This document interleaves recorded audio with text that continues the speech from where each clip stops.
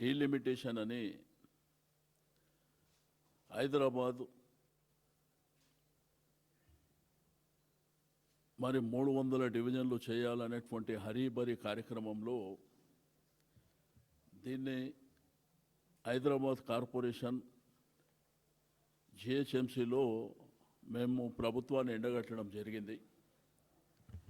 విచిత్రం ఏంటంటే ఇప్పుడున్నటువంటి మేయర్ గారికి డిప్యూటీ మేయర్ గారికి కూడా ఈ ప్రక్రియ తెలియదని ఓపెన్గా వాళ్ళ హౌస్లోనే చెప్పినటువంటి సందర్భం. వాళ్ళు గూగుల్ మ్యాప్ తీసుకొని ఇక్కడ మరి చెన్నారెడ్డి మానవ వనరుల అభివృద్ధి ఆఫీస్ ఏదైతే ఉందో అక్కడ గూగుల్ మ్యాప్లో తీసుకొని ఈ డిలిమిటేషన్ అనేది చేసినటువంటిది. అయితే టీవీల్లో పేపర్లో నిన్న కూడా మాట్లాడినప్పుడు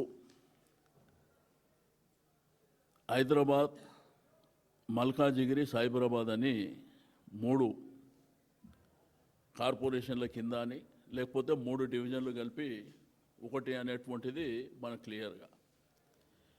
ఏదైతే జంట నగరాల చరిత్ర, జంట నగరాలు మీన్స్ హైదరాబాద్, సికింద్రాబాద్, ట్యాంక్ బోర్డుకు ఇటువైపు హైదరాబాద్, ట్యాంక్ బోర్డు అటువైపు సికింద్రాబాద్. అయితే హిస్టారికల్ చరిత్ర ఉన్నటువంటి సికింద్రాబాద్ లష్కరు బోనాలు, సికింద్రాబాద్ రైల్వే స్టేషన్, రెండోది కంటోన్మెంట్ అంటే రాష్ట్రపతి విడిది, సికింద్రాబాద్లో ఉన్నటువంటి క్లాక్ టవర్. ఈరోజు దేశం ప్రపంచంలో లష్కర్ బోనాలు అంటే చరిత్ర ఉన్నటువంటిది. సికింద్రాబాద్ ఒక కార్పొరేషన్గా ఉండే, చెదర్ఘట్ కార్పొరేషన్, సికింద్రాబాద్ కార్పొరేషన్ అని ఉండే. ఈ జంట నగరాలలో సికింద్రాబాదు పేరు లేకుండా ఈ జిల్లాలో ఏర్పాటు చేస్తామని, 3 కార్పొరేషన్లు ఏర్పాటు చేస్తామని సైంటిఫిక్గా కాకుండా వాళ్ళ ఇష్టానుసారం ఏదో రాచరిక పాలన కొనసాగుతుంది, మా సామ్రాజ్యం ఉంది, మా ఇష్టం ఉన్నట్టు చేస్తామంటే ఇక్కడ ప్రజలు వాళ్ళు యాక్సెప్ట్ చేయడానికి సిద్ధంగా లేరు. అందుకే ఈ నెల 17వ తేదీన భారీ ఎత్తున సికింద్రాబాద్ రైల్వే స్టేషన్ నుంచి Prashanth theatre, Secunderabad clock tower, అమరవీరుల స్తూపం, Manju theatre, paradise, Secunderabad Gandhi statue వరకు కలిసొచ్చే పార్టీలని, ప్రజల్ని, మేధావులను అందరినీ కలుపుకొని అంటే సికింద్రాబాద్ యొక్క చరిత్రని రూపుమాపే ప్రయత్నం చేస్తున్నటువంటి ప్రభుత్వాన్ని కిందికి దించేటువంటి ప్రయత్నం చేయడమే కాకుండా ఎట్టి పరిస్థితుల్లో సికింద్రాబాద్ని ఇగ్నోర్ చేస్తే వదిలిపెట్టే ప్రసక్తే లేదు.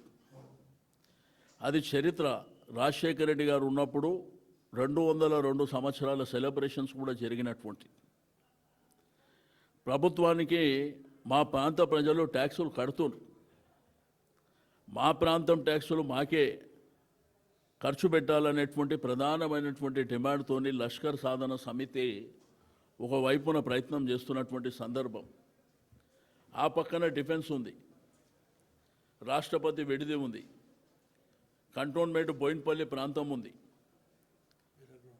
పరేడ్ గ్రౌండ్ ఉంది. ఈ చరిత్రని రూపుమాపేటువంటి ప్రయత్నం ఈ ముఖ్యమంత్రి గారు వారి ప్రభుత్వం మరి చేస్తున్నటువంటి సందర్భం. వాళ్ళకి ఏమీ లేదు, మీకు డివిజన్లు కూడా ఇష్టానుసారం చేశారు. ఫర్ ఎగ్జాంపుల్ కుక్కడపల్లి నియోజకవర్గానికి వచ్చేటువంటి బేగంపేట ప్రాంతాన్ని తీసుకుపోయి మల్కాజిగిరిలో కలుపుతా అంటారు, కొన్ని తీసుకుపోయి సైబరాబాద్ కలుపుతా అంటారు. పోలీస్ స్టేషన్లో కూడా ఒక లెక్కపత్రం లేకుండా.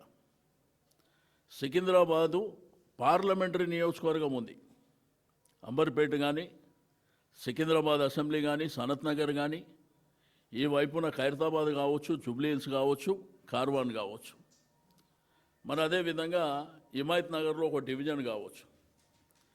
దీన్ని ఆ రోజు నిజాం ప్రభుత్వం ఉన్నప్పుడు దీని హిస్టారికల్ బ్యాక్గ్రౌండ్తోని డిఫెన్స్ వాళ్ళ ఆదేశం మేరకు పెట్టినటువంటి పేరు అది. దాన్ని రూపుమాపే కుట్ర చేయడమే కాకుండా వారి ఇష్టానుసారం ఇక మా రాజ్యం ఉన్నది, మేము రాచరికం చేస్తాం, మా ఇష్టం ఉన్నట్టు చేస్తామంటే వదిలిపెట్టే సమస్యనే లేదు. టెంపరవరీగా మీరు ఉంటారు, ఇంకా 3 ఏళ్ళే. 7 ఏళ్ళ కాలంలో కూడా మా ఇష్టానుసారం చేస్తారంటే ఇక్కడ ఎవరు ఊరుకునే పరిస్థితులు లేరు. సికింద్రాబాద్కు ఒక ఘనమైనటువంటి చరిత్ర ఉంది. అక్కడనే కార్పొరేషన్ ఉన్నది, ఆల్రెడీ జిహెచ్ఎంసీ కార్పొరేషన్ ఉంది అక్కడ.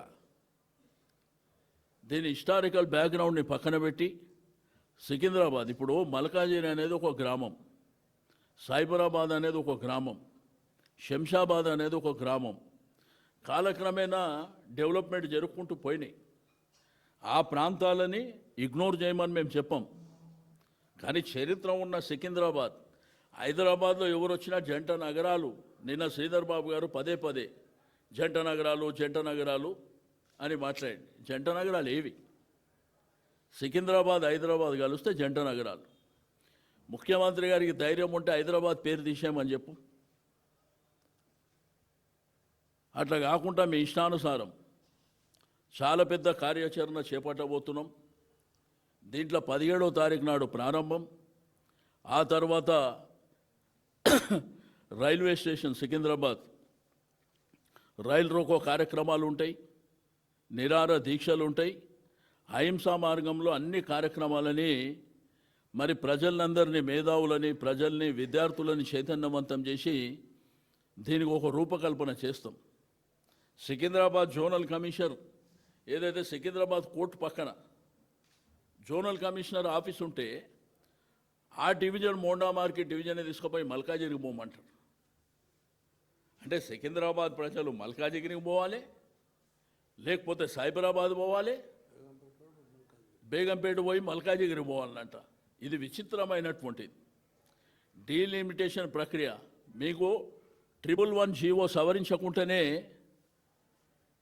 అక్కడ కూడా దీన్ని సైబరాబాద్లోకి తీసుకుపోయి ఆ కార్యక్రమం చేస్తారు. అసలు ప్రభుత్వాన్ని నడిపిస్తురా, సర్కస్ కంపెనీ నడిపిస్తురా అర్థం కానటువంటి పరిస్థితి ఉన్నది. ప్రజాప్రతినిధులకు తెలియదు, కార్పొరేటర్లకు తెలియదు, వాళ్ళ మేయర్ గారు, డిప్యూటీ మేయర్ గారికే ఇది ఎట్లా చేసిర్రు, ఏం ప్రక్రియ, ఏ పద్ధతిలో జరిగింది అనేటువంటిది ఎక్కడ కూడా జరగకుండా దీన్ని ఇక్కడ వదిలిపెట్టే సమస్య లేదు. కోర్టుకు కూడా పోతున్నాం మేము. చట్టపరంగా, న్యాయపరంగా కూడా పోరాటం చేస్తాం. మీరు ఉన్న చరిత్రలో మార్చేసి మీ ఇష్టానుసారం చేసుకోనికే ఇదేం రాచరిక పాలన కాదు. ప్రజాస్వామ్యంలో మనం ఉన్నాం. నిన్న కూడా అసెంబ్లీలో మీరు చూసారు, అసెంబ్లీ నడిపించే విధానం. 6 సార్లు శాసనసభ్యుని, మా వాళ్ళు 3 సార్లు ఉన్నారు. చాలామంది ముఖ్యమంత్రులని, స్పీకర్లను చూసినాం. మన స్పీకర్ గారు లెఫ్ట్ సైడ్ ముఖమే పెట్టాడు. స్పీకర్ గారు ఏ రాజకీయ పార్టీకి సంబంధించిన వ్యక్తి ఉండడు. ఆయనకు ఆ పదవి వచ్చిన తర్వాత అందరినీ చూసే బాధ్యత ఆయనదే. నిన్న మేము సభ నుంచి బహిష్కరించడానికి కారణం మీరు చూసిండ్రు. ఒకటి, అక్కడ జరిగినటువంటి మూసీ రివర్ మీద జరుగుతున్న క్వశ్చన్లో అందరు అభిప్రాయాలు చెప్పారు. మా ఉపనాయకులు హరీష్ రావు గారు కూడా ఆయన కొన్ని ప్రశ్నలు లేవనెత్తాడు. ముఖ్యమంత్రి గారు అక్కడ లెజిస్లేచర్ అఫేర్ మినిస్టర్ గారు ఆన్సర్ చేస్తుంటే ఈయన ఇంటర్వ్యూన్ అయి 1:20 నిమిషాలు ఇష్టం ఉన్నట్టు మాట్లాడి, అంటే ఆ స్పీకర్ గారికి టైం సెన్స్ తెలియదా? అంటే ఎవరు ఎంతసేపు మాట్లాడాలను, ముఖ్యమంత్రి అయినంత మాత్రాన స్పీకర్ గారు మధ్యలో స్పీకర్ గారు మాకు అవకాశం ఇస్తారు, ఆయననే మాట్లాడుతుంటాడు. కాబట్టి వారి నిరసన కింద మేము నిన్న బైకాట్ చేసినాం. మళ్ళా బయటకు వచ్చినాక నిన్న టీవీలలో చూస్తే మేము పారిపోయినామని. అరే పారిపోయేది మీరు. అసెంబ్లీ 4 రోజులు పెట్టమంటే 3-4 రోజులు పెట్టుకొని పారిపోతుంది మీరు. పీపీటీకి అవకాశం ఏమంటే ఇయ్యమంటుంది మీరు. కాబట్టి శాసనసభ అనేది అందరిది. అక్కడ ఉన్న ప్రతి మెంబర్ కూడా హక్కుదారుడు. అవకాశాలు అనేది అందరికీ ఇవ్వాలి. ముఖ్యమంత్రిని విమర్శిస్తే నేను మైక్ ఇయ్యనంటాడు ఆయన. కనీసం రూల్స్ బుక్ చదవండి.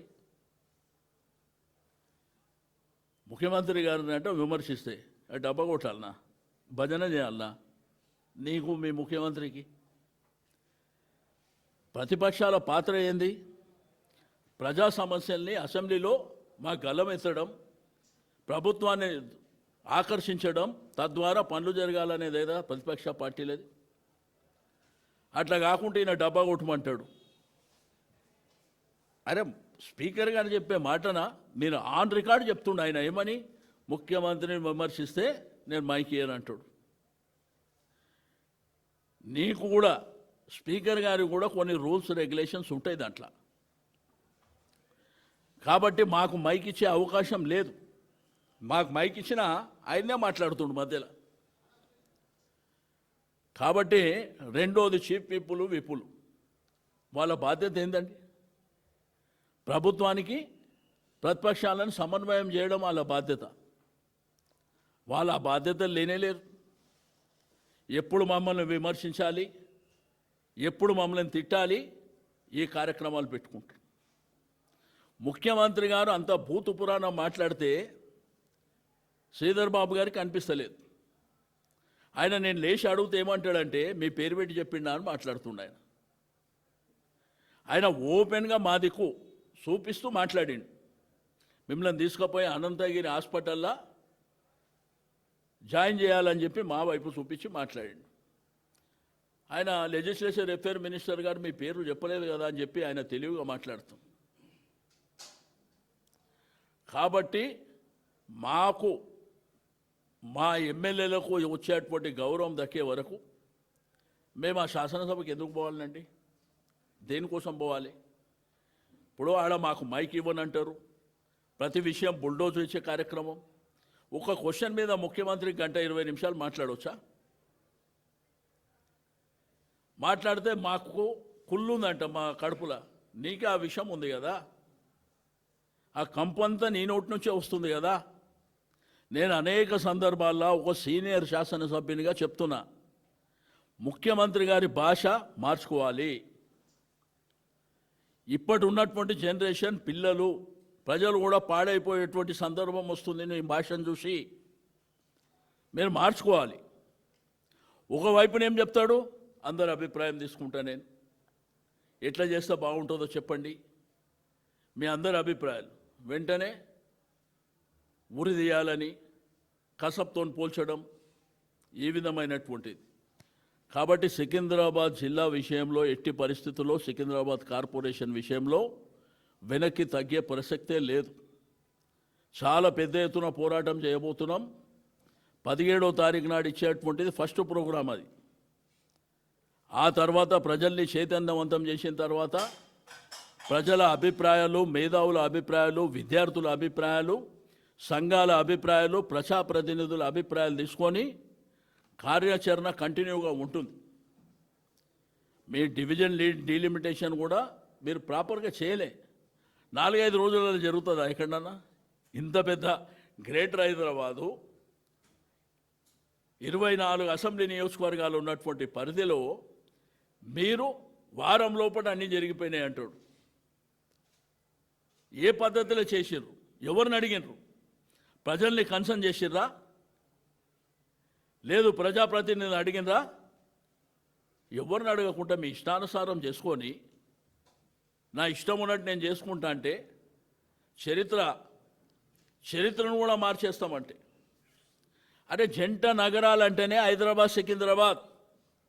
Tank Bund left side Secunderabad, right side Hyderabad. నీకు దమ్ముంటే హైదరాబాద్ పేరు మారుస్తా అని చెప్పు. అరే సికింద్రాబాద్ కల్చరు, సంస్కృతి, అక్కడ ఒక చరిత్ర ఉన్నది.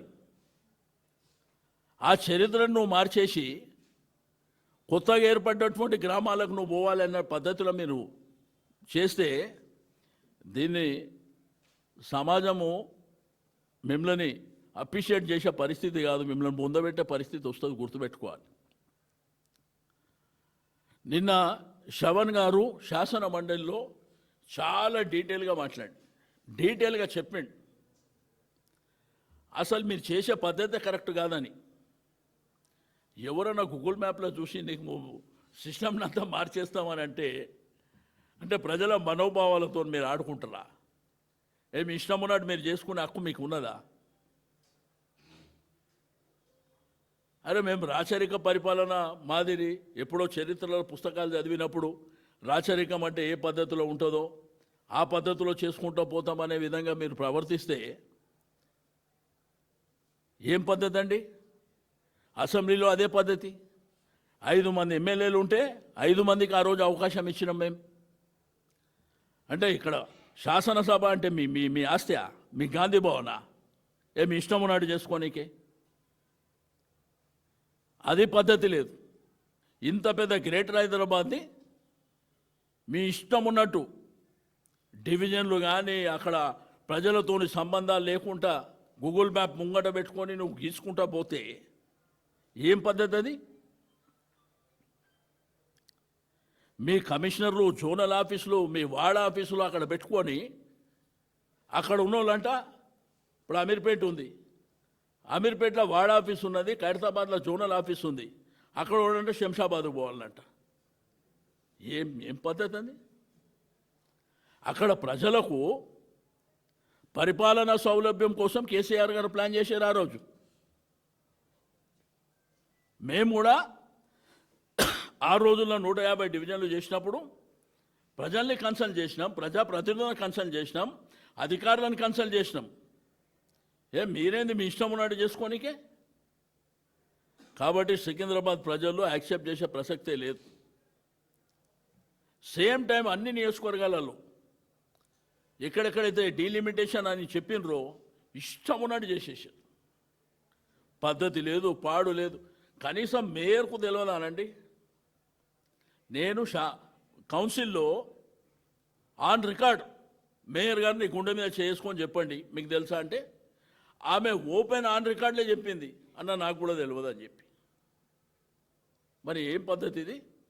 కాబట్టి దీని మీద సీరియస్గా మేము పోరాటం చేయబోతున్నాం. వదిలిపెట్టే ప్రభుత్వం దిగి రావాలి. సికింద్రాబాద్ లష్కర్ కార్పొరేషన్ అనేది ఉండాలి. అంతవరకు మా పోరాటం ఆగదు.